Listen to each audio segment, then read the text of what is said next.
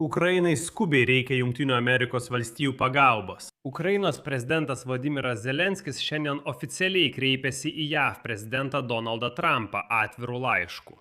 Zelenskis paprašė Trumpo ir JAV kongreso skubiai pristatyti raketas zenitiniams raketų kompleksams Patriot ir kitoms oro gynybos sistemoms Rusijos atakoms stiprėjant. Be to, Zelenskis pabrėžė, kaip svarbu, kad, cituoju, Amerika išgirstų Ukrainą.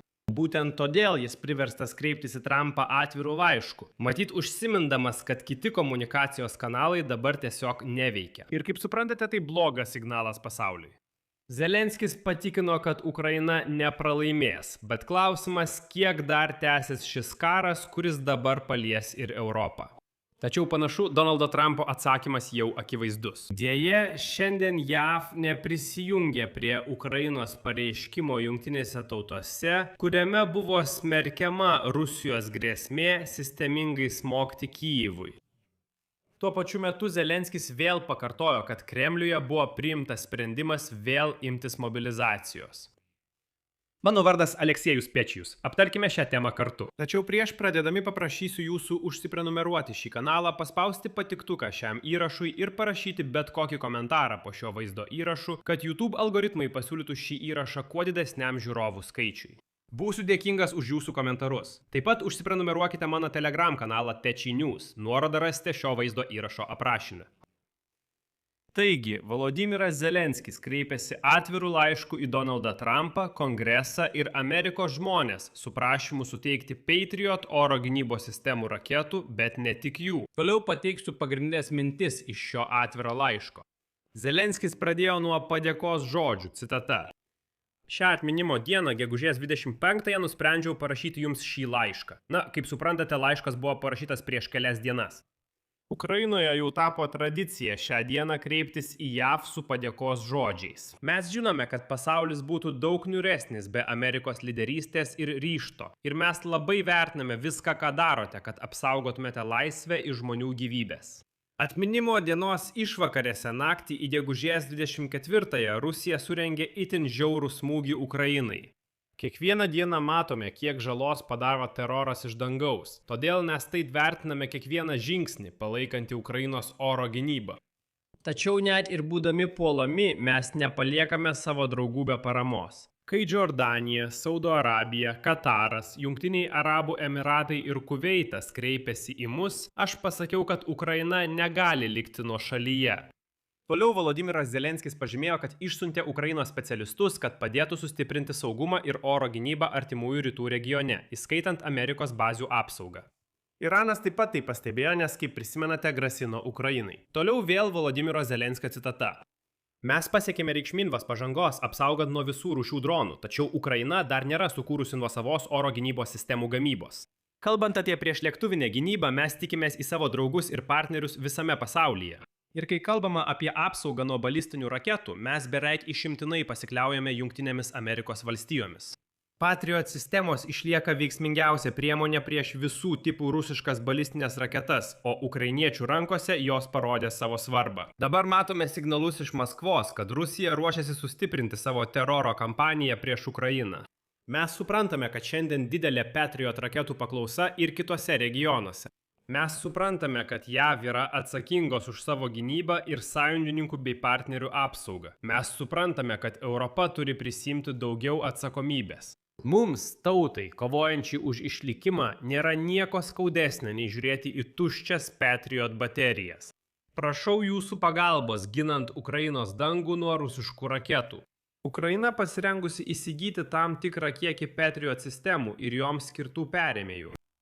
Ir štai toliau Zelenskis priminė ir pripažino, kad tai buvo Donaldo Trumpo sprendimas 2018 metais suteikti Javelin raketų, kurios padėjo sustabdyti rusiškas tankų kolonas 2022-aisiais.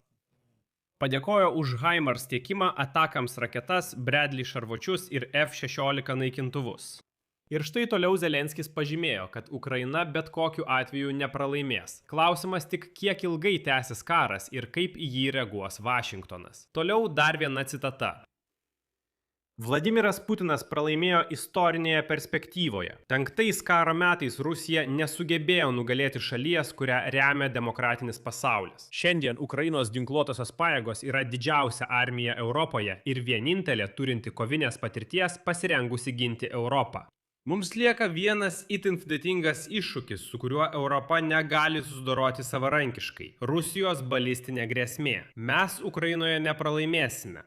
Tačiau kol Putinas turės bent vieną reikšmingą pranašumą įprastinėje ginkluotėje, jis vengs įprastos diplomatijos. Šiandien balistinės raketos išlieka jo paskutiniu pranašumu mūšio lauke. Todėl Ukrainos žmonių vardu prašau prezidento ir kongreso padėti mums apsiginti nuo Rusijos teroro. Pats faktas, kad kreipiamasi atvirų laiškų, o ne uždara diplomatija, šiek tiek kelia nerimą. Nes tai rodo, kad įprasti ryšio kanalai su Trumpu tiesiog nustojo veikti. Ir tai yra nerimą kelianti tendencija. Ir šiuo kontekstu turiu pateikti dar 2 naujienas. Jungtinės Amerikos valstijos neprisijungė prie Ukrainos pareiškimo Jungtinės T, kuriame buvo smerkiama Rusijos grėsmė sistemingai smogti Kijevui. O dokumente sakoma štai kas, citata, raginame visiškai, nedelsiant ir besąlygiškai nutraukti ugnį, taip pat pabrėžiame skubų poreikį priimti konkrečias humanitarinės priemonės. Šį pareiškimą parėmė beveik 50 šalių, įskaitant Europos valstybės, Didžiąją Britaniją, Kanadą, Australiją, Naująją Zelandiją, Japoniją ir Pietų Korėją. Tačiau Jungtinės Amerikos valstijos atsisakė paremti tokį raginimą. Ir štai, kol aš įrašinėju šią laidą, Rusija vėl atakuoja Ukrainą balistinėmis raketomis ir raketomis Kinžal. Ir štai leidinys The Economist rašo, kad Ukrainos valdžia pradėjo ruoštis užsitęsusiam karui. Neva Vladimiras Zelenskis nurodė ruoštis dar 2-3 metų karo veiksmams. Leidinio duomenimis metų pradžioje Kijeve vis dar tikėtasi, kad derybos tarpininkaujant JAV gali bent jau privesti prie laikino susitarimo. Kijevas buvo pasirengęs svarstyti karių išvedimą iš Donbaso su sąlyga, kad abi pusės atitrauks pajėgas. Tuo tarpu Kremlius reikalavo vienpusio Ukrainos ginkluotųjų pajėgų pasitraukimo ir atsisakė priimti saugumo garantijas Ukrainai, kurios numatė kitų šalių karių dislokavimą. Vladimiras Putinas nepatvirtino nė vieno iš svarstomų susitarimų variantų. Galiausiai, primenu, gegužės 22 JAV paskelbė nutraukiančios dalyvavimą derybų procese, o Ukrainos prezidento kanceliarijoje panašu iš tiesų ruošiamasi tam. Šioje vietoje padėsiu daugtaškį. Savo nuomonės ir išvadas rašykite komentaruose po šią laidą. Prenumeruokite kanalą, paspauskite vartelį ir nepamirškite paspausti patinka. Jei norite paremti šio YouTube kanalo veiklą, tai galite padaryti bet kokią auką per šio vaizdo įrašo aprašyme esančias nuorodas ir ten nurodytus rekvizitus arba naudodamiesi QR kodu jūsų ekranuose.